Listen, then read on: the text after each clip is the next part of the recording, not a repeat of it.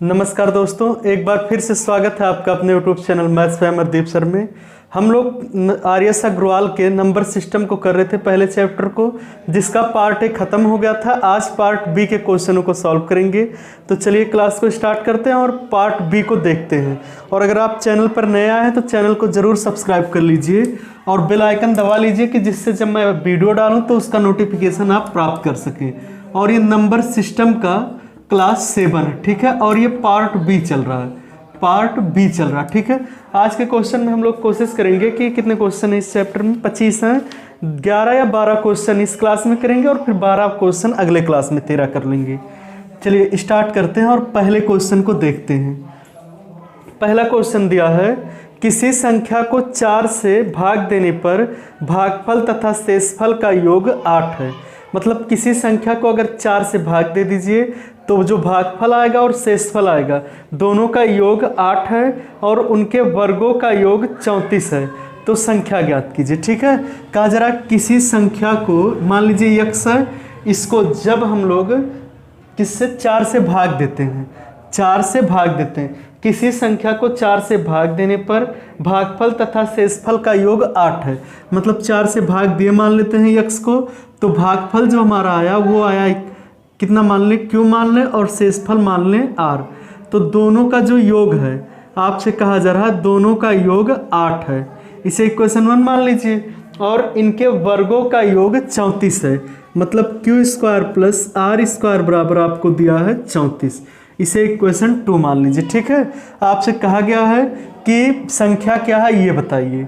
तो देखिए यहाँ से क्या करते हैं, इसी पहले इक्वेशन का स्क्वायर करते हैं दोनों साइड में।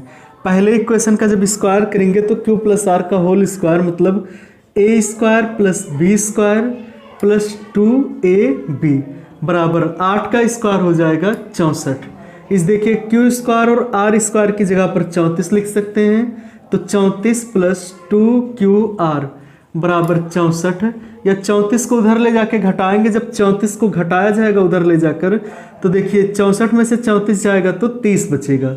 2qr बराबर 30, या qr बराबर 30/2 बराबर 15। qr का मान कितना आया, 15। अब थोड़ा सा आप दिमाग लगाइए, देखिए qr को हम लोग क्या लिख सकते हैं, इसे 15 को 5 × 3। अब ये q क्या था, भागफल था। अब किसी से, और ये r क्या है, शेषफल है। अब अगर 4 से भाग देंगे तो भागफल शेषफल कभी 5 नहीं आएगा, ठीक है। शेषफल हमेशा इस 4 से छोटा आएगा। इसीलिए ये जो 5 है वो q का मान है और r का मान 3 है, ठीक है। हमेशा रिमाइंडर जो होता है, यानी कि जो शेषफल होता है, वो हमेशा जिस संख्या से भाग देते हैं उससे छोटा होता है। तो शेषफल हमारा कितना होगा, 3, और भागफल होगा 5। अब आपसे कहा गया संख्या बताए, मतलब x का वैल्यू पता करना है। तो देखिए x बराबर हो जाएगा 4q प्लस r। 4 और q की जगह पर दिया है आपको 5 प्लस 3, 5 × 20 और 3 = 23। तो जो हमारा x का वैल्यू होगा, जो संख्या हमारी थी वो 23 थी, ठीक है। संख्या हमारी 23 थी।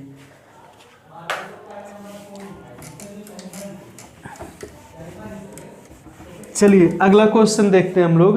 दिया है एक 3 अंकों से बनी संख्या के अंकों का योग 6 है। एक 3 अंकों से बनी संख्या के अंकों का योग 6 है। अंक पलटने पर प्राप्त संख्या मूल संख्या से 198 अधिक है।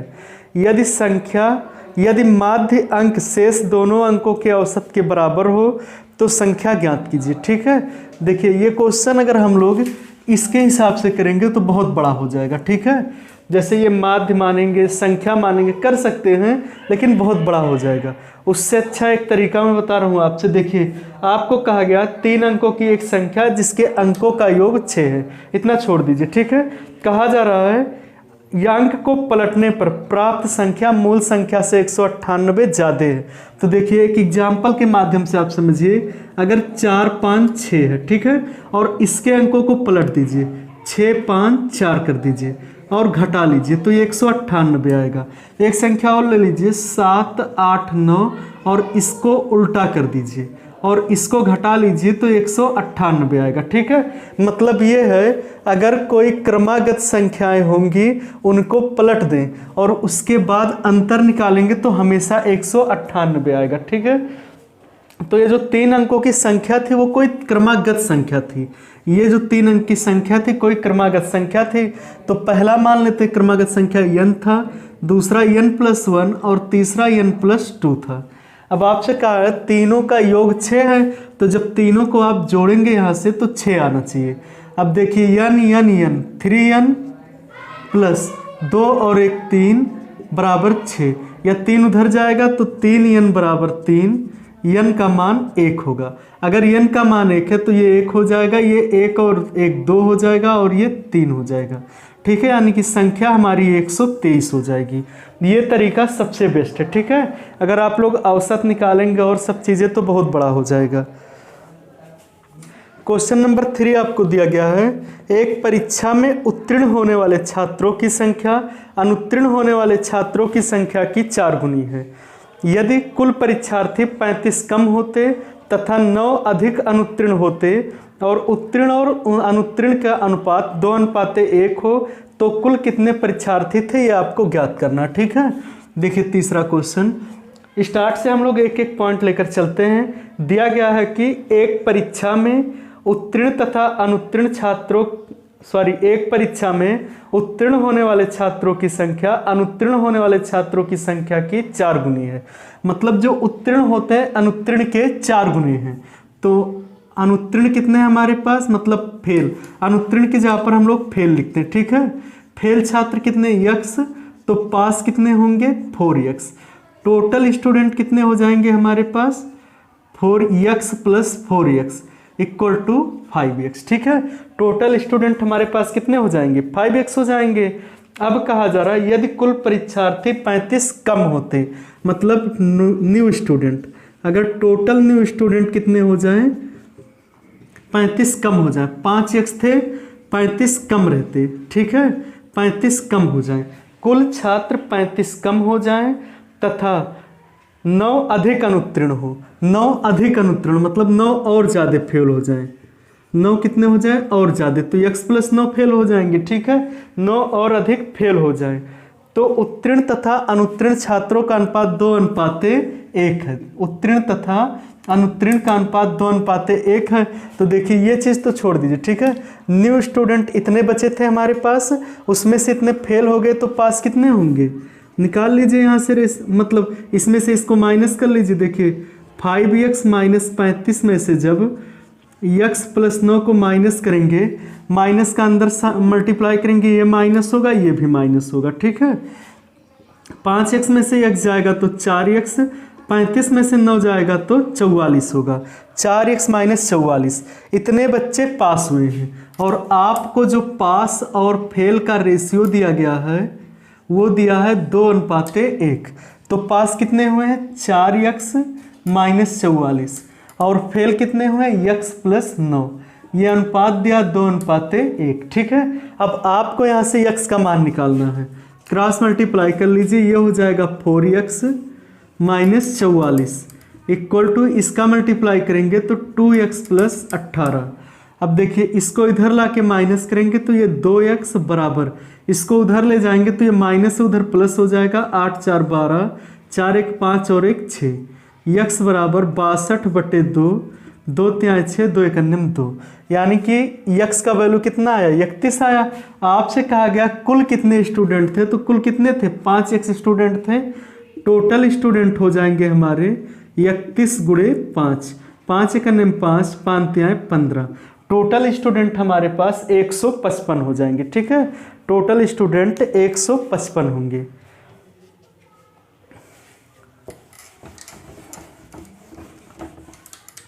चलिए अगला क्वेश्चन देखते हैं।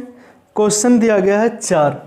ये क्वेश्चन महत्तम समापवर्तक तथा लघुत्तम समापवर्तक के आधार पर है। ठीक है, लेकिन इस चैप्टर में दिया, चलिए सॉल्व करते हैं, समझ में आएगा तो बहुत अच्छी बात है।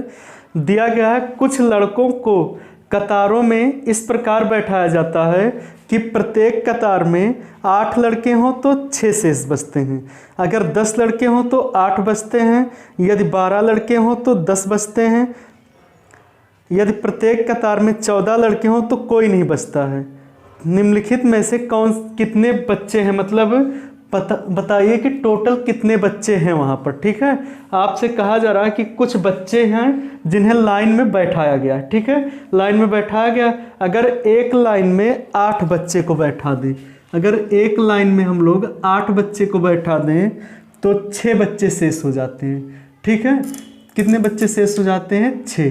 अगर एक लाइन में हम लोग 10 को बैठाते हैं तो 2 बच्चे शेष होते हैं, अगर एक लाइन में 8 बच्चे शेष होते हैं, अगर एक लाइन में 12 को बैठाते हैं तो 10 बच्चे शेष होते हैं और 14 को बैठाते हैं तो कोई नहीं बचता। ठीक है, तो आप बताइए कि टोटल कितने बच्चे थे वहाँ पर। ठीक है, देखिए क्वेश्चन एक बार फिर से समझिए। कुछ बच्चों को एक लाइन में बैठाया गया है, अगर एक लाइन में 8 बच्चों को बैठाते हैं तो 6 बचते हैं, 10 को बैठाएंगे तो 8 बचेंगे, 12 को 10 और 14 को बैठाएंगे तो कोई नहीं बचेगा। तो बताइए कि वहाँ पर कितने बच्चे थे टोटल। ठीक है, तो देखिए यहाँ पर ये जो अंतर आ रहा है कितने कितने का आ रहा है? 2 का आ रहा है ना, इसको याद रखिएगा। अब क्या करना है, इन सब का एलसीएम ले लीजिए। एलसीएम तो आपको पता होगा 8, 10 और 12 का एलसीएम लेंगे जब 120 होगा। और कितने बच्चे हैं ये? 2 का अंतर आ रहा तो -2 कर लीजिए। ठीक है, बटे में 14। और यहाँ से देखिए जब 120 में से 2 को घटाएंगे तो 118 होगा बटे 14। अब 118 14 से नहीं कटेगा। ठीक है, इसे के मान लीजिए। ठीक है, इसके जगह पे कोई ऐसा वैल्यू रखिए कि ये 14 से कट जाए। तो अगर 1 रखेंगे तो 120 और इतना होगा, नहीं होगा। अगर हम लोग 2 रखते हैं तो 120 गुणे 2 -2 बटे 14 और 120 दूनी 240 -2 बटे 14। और इसे सॉल्व करेंगे जब, इसको भाग देंगे जब, तो 238 बटे 14 और 238 शायद कट जाता है 14 से, यानी कि छात्रों की कुल संख्या 238 होगी। ठीक है, इस तरह से इस क्वेश्चन को लगाया जाता है। अगर समझ में आया होगा तो अच्छी बात है, नहीं आया है तो मासा लासा चैप्टर जब आपको पढ़ाया जाएगा तो ऐसे क्वेश्चन बहुत मिलेंगे, आपको वहाँ पर अच्छे से समझा दिया जाएगा। चलिए क्वेश्चन देखते हैं 5 को। क्वेश्चन नंबर 5 आपको दिया है, एक परीक्षा में प्रत्येक ठीक उत्तर के लिए 2 अंक मिलते हैं और गलत अंक उत्तर के लिए 1 अंक काट दिया जाता है। एक परीक्षार्थी ने सारे 100 प्रश्न हल किए और उसे टोटल 80 अंक मिले। उसने कितने प्रश्नों का ठीक उत्तर दिया था? ठीक है, मतलब यह है कि किसी परीक्षा में सही उत्तर के लिए अगर आप ठीक देते, ठीक है, सही उत्तर देते तो 2 अंक मिलेगा, गलत देंगे तो 1 अंक काट लेगा। ठीक है, वो ऑप्शन वाला क्वेश्चन रहा होगा। अगर सही टिक लगाते हैं तो 2 अंक मिलेगा, अगर गलत लगाते हैं तो 1 नंबर कट जाएगा। ठीक है, निगेटिव मार्किंग है, 1 नंबर आपका कट जाएगा। अब कहा जा रहा है कि 100 क्वेश्चन थे टोटल, बच्चे ने 100 क्वेश्चन सॉल्व किया, तो बताइए अगर वो 80 नंबर पाया तो उसने टोटल कितने प्रश्नों को हल किया था? यही ना पूछा है, ने टोटल कितने प्रश्नों को सही किया था। ठीक है, तो मान लेते हैं सही x प्रश्न को किया था और गलत y को किया था।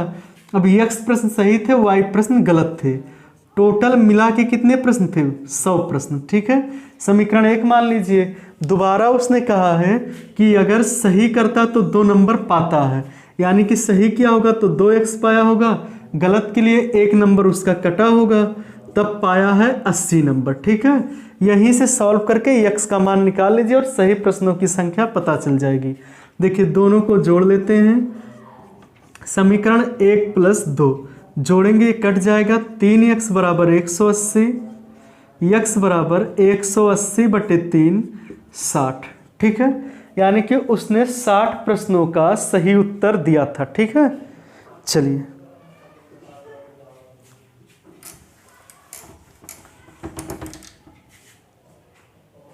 क्वेश्चन नंबर 6 देखते हैं। क्वेश्चन नंबर 6 दिया है, किसी संख्या को 713 से भाग देने पर शेषफल 15 प्राप्त होता है, इसी संख्या को 31 से भाग देने पर शेषफल क्या प्राप्त होगा? कहा जरा किसी संख्या को 713 से भाग देने पर हमें प्राप्त होता है शेषफल 31 ही होता है, नहीं 115 होता है, 115 प्राप्त होता है। अगर उसी संख्या को 31 से भाग दें तो शेषफल क्या प्राप्त होगा। ठीक है, तो आपको ऐसे क्वेश्चन बहुत कराए गए होंगे। इसी शेषफल को इससे डिवाइड कर दीजिए और जो शेषफल बचेगा वही प्राप्त होगा। ठीक है, 115 को 31 से डिवाइड कर दीजिए। 3 त्रिक्का 9, 3 बार ले जाइए, 3 एक 3, 3 त्रिक्का 9, और इसे घटाएंगे तो ये 2 बचेगा, ये 2, यानी कि संख्या 22 होगी। ठीक है, मतलब जो हमारा शेषफल प्राप्त होगा 31 से डिवाइड करने पर 22 प्राप्त होगा।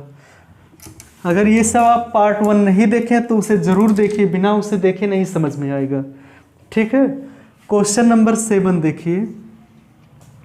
क्वेश्चन नंबर 7 दिया गया है, यदि 683 के पावर 125 माइनस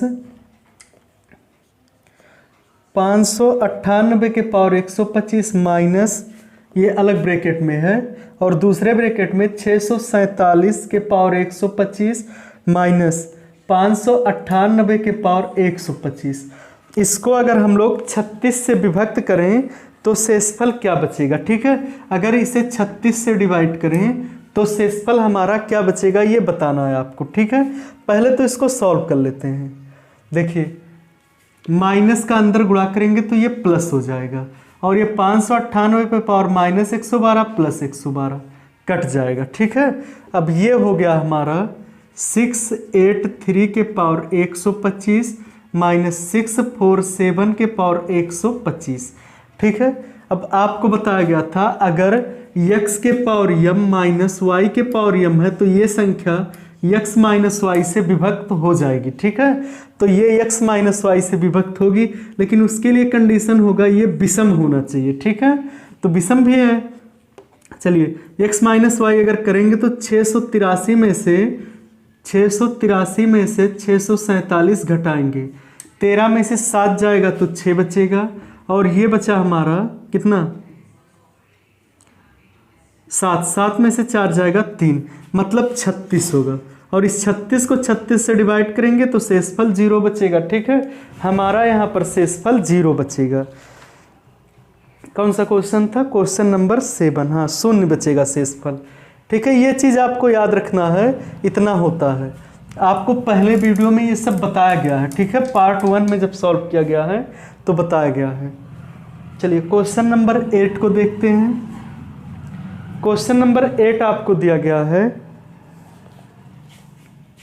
527 के पावर 389 प्लस 473 के पावर 389 तथा 527 के पावर 166 माइनस 473 के पावर 166। आपसे पूछा गया कि इनका सार्व गुणनखंड ज्ञात कीजिए, मतलब इसमें दोनों में कॉमन क्या है ये आपको बताना है। ठीक है, तो देखिए करना क्या है, आपको पता है x के पावर m प्लस वाई के पावर n अगर है तो ये संख्या x प्लस वाई से विभक्त होगी, तो इन दोनों का मतलब x प्लस वाई जब करेंगे यानी इन दोनों को जोड़ेंगे तो ये आएगा 1000। ठीक है, इसका गुणनखंड तो 1000 आ गया, कॉमन फैक्टर। ये भी अगर पावर सम होता है, ठीक है, तो x प्लस वाई से भी विभक्त होगा, x माइनस वाई से भी विभक्त होगा। तो x प्लस वाई से जब विभक्त होगा तो इसमें भी कॉमन 1000 होगा। ठीक है, और दोनों में उभयनिष्ठ कितना होगा? 1000 होगा। ठीक है, यानी कि इसका आंसर हमारा जो आएगा 1000 आएगा। चलिए, क्वेश्चन नंबर 9 देखते हैं। क्वेश्चन नंबर 9 दिया गया है, एक छात्र को किसी संख्या को 34 से गुणा करने के लिए करना था, उसने त्रुटिवश 3 को 8 पढ़ लिया और संख्या को 84 से गुणा कर दिया। इसका उत्तर सही उत्तर से 5600 ज़्यादा आ गया। वह संख्या कौन सी थी? मतलब यह किसी बच्चे से कहा गया कि कोई संख्या मान लीजिए x था, उसमें आप 36 से गुणा कर दीजिए। उसने क्या किया, 3 को 8 पढ़ लिया गलती से, और 36 की जगह पर 36 ही कहा गया है, 34 कहा गया है, 34 से गुणा करने के लिए कहा गया। उसने 3 को गलती से 8 पढ़ लिया और गुणा कर दिया 84 से। अब जो ये उत्तर है पहले के उत्तर से कितना ज़्यादा है, पहले के उत्तर से 5600 ज़्यादा है। ठीक है, तो बताइए कि संख्या क्या थी, मतलब जो यक्स का मान था वो कितना था। ठीक है, देखिए किसी बच्चे से कहा गया कोई संख्या यक्स थी, उसमें 34 से गुणा करो, उसने गलती से 84 से गुणा कर दिया।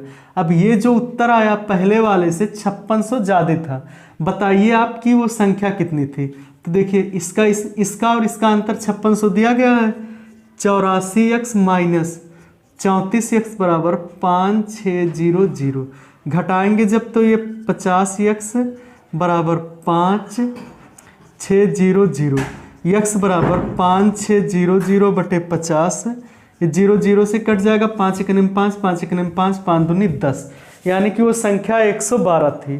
ठीक है, संख्या 112 थी।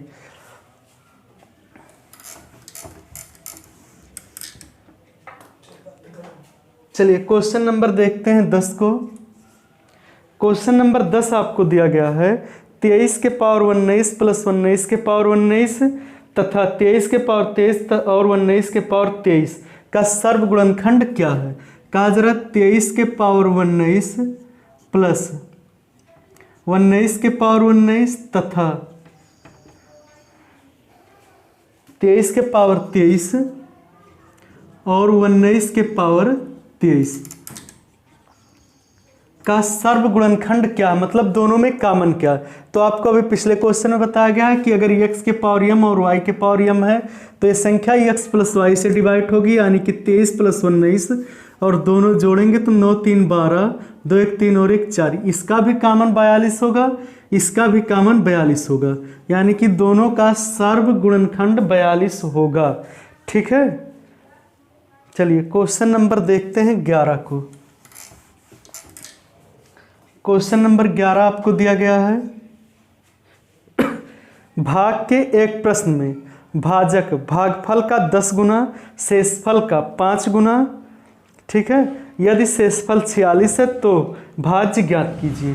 कहा जरा भाग के एक प्रश्न में भाजक जो है और भाजक भागफल का 10 गुना और शेषफल का 5 गुना। सबसे पहले तो आप ये जानिए कि किसको क्या कहते हैं। देखिए जिसको डिवाइड किया जाता है उसे भाज्य कहते हैं, और जिससे करते हैं उसे भाजक कहते हैं, और जो ये हमारा आता है इसे भागफल कहते हैं, और लास्ट में जो बचता है वो शेषफल होता है। ठीक है, अब क्वेश्चन ध्यान से देखिए। कहा गया है भाग के एक प्रश्न में भाजक भागफल का 10 गुना तथा शेषफल का 5 गुना। भाजक जो अब इसका 10 गुना है, इसका 10 गुना है और इसका 5 गुना है। ठीक है, ये और आगे दिया यदि शेषफल 46 हो तो भाज्य कितना होगा। देखिए आपको शेषफल दे दिया गया, शेषफल कितना है 46 है, तो 46 है तो भाजक कितना हो जाएगा 46 गुणे 5, 46 और 5 का गुणा करेंगे तो 230 हो जाएगा। ठीक है, अब ये जो भाजक है भागफल का कितना है 10 गुना, यानी कि भागफल कितना हो जाएगा इसका 10वां भाग, यानी कि भागफल हो जाएगा 23। ठीक है, अब आपसे पूछा भाज्य कितना होगा, तो भाज्य बराबर होता है भाजक गुणे भागफल, यानी कि 23 गुणे 23 230 गुणे 23 प्लस 46, गुणा करेंगे जब तो 230 और 23 का गुणा करेंगे जब तो ये हो जाएगा 23 और 23 का गुणा कर लीजिए पहले, 3 त्रिक का 9, 3 दूनी 6 और 3 दूनी 6 और 2 दूनी 4, इसे करेंगे तो ये 9 होगा, 6 2 12 529 और 1 0 तो 0 हो जाएगा प्लस 46 हो जाएगा। जब इसको जोड़ेंगे तो ये 6 होगा, 9 4 13, 2 1 3 और ये 5, यानी कि जो हमारा भाज्य था 5336 था। ठीक है, चलिए आज के क्लास का लास्ट क्वेश्चन देखते हैं हम लोग। लास्ट क्वेश्चन 12वां दिया गया है आपको, दिया गया 4 प्राकृतिक संख्याओं में से 3 को क्रमागत जोड़ने पर क्रमशः 180, 197, 208 तथा 222 प्राप्त होता है, संख्याएं ज्ञात कीजिए। देखिए पहले पार्ट में एक क्वेश्चन सेम ऐसे था। ठीक है, 4 क्रमागत संख्याएं थी A B C D, इनको 3 करके जोड़ने पर क्रमशः 180, 197 और फिर 208 और 222 प्राप्त होता है। ठीक है, 222 प्राप्त होता है। संख्याएं ज्ञात कीजिए। अच्छा, संख्या पता करना, इसमें आपको सभी संख्या प्राप्त करना, ठीक है। देखिए 3 क्रमागत संख्याओं को एक साथ जोड़ेंगे, a plus B plus C, तो 180 मिलता है। इस तीनों को जोड़ेंगे b plus C plus D को, 197 मिलता है। फिर सी डी ए को जोड़ेंगे तो 208 मिलता है। फिर डी ए बी को जोड़ते हैं, ए प्लस बी प्लस डी को, तो 222 मिलता है। ये 4 समीकरण हमारे हो गए, ठीक है। ये 4 समीकरण हो गए।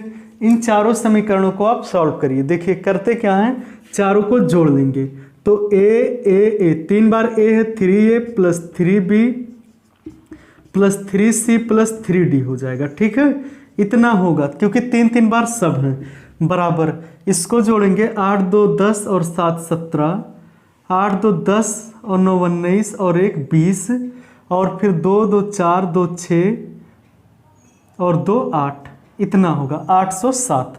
3 से पूरे को डिवाइड करेंगे तो हमें जो मिलेगा a plus B plus C plus D बराबर, 3 से इसे डिवाइड करेंगे, 3 दूनी 6, 3 छक 18, 3 9 27, 269 मिलेगा, ठीक है। अब आपको अगर पहले क्या करना है, समीकरण 1 से ए बी सी की जगह पर 180 रख दीजिए, इसकी जगह पे 180 रख दीजिए, इतने की जगह पर। तो 180 प्लस डी बराबर 269, या डी बराबर 269 माइनस 180, ये 9 होगा, ये 16 में से 8 जाएगा तो 8, 89 होगा, ठीक है। डी का वैल्यू कितना आ गया, 89 आ गया। ऐसे ही इस समीकरण से बी सी डी, इस बी सी डी इन तीनों की जगह पर 197 रख दीजिए, तो a प्लस 197 बराबर 269, या a बराबर 269 माइनस 197, ये घटाएंगे 2 होगा, 16 में से 9 जाएगा तो 7 होगा। a का मान 72 आ गया। अब यहाँ से देखिए क्या करते हैं, सी डी ए इसकी जगह पर आपको दिया गया 208, तो सी डी ए की जगह पर 208 रखते हैं, तो ये b प्लस 208 बराबर 269, या b बराबर 269 माइनस 208, घटाएंगे ये 1 बचेगा, ये 6, b का मान 61 हो जाएगा, ठीक है। अब आपको क्या क्या मिल गया, a मिला, d मिला, b मिला, c नहीं मिला। देखिए a b d की जगह पर हम लोग 222 लिख सकते हैं, यहाँ पर सॉल्व कर लेते हैं। देखिए a b d की जगह पर 222, तो c प्लस 222 बराबर 269, या c बराबर 269 माइनस 222, और जब घटाएंगे तो ये बचेगा 7, ये बचेगा 4, 47 होगा, ठीक है। तो हमारा a का मान 72 आया, b का मान 61 आया, c का मान 47 और d का मान 89। बस आज की क्लास में इतना ही। अगर वीडियो पसंद आया तो वीडियो को लाइक कीजिए, और अगर चैनल पर नए हैं तो चैनल को ज़रूर सब्सक्राइब कीजिए। वीडियो में लास्ट तक बने रहने के लिए धन्यवाद।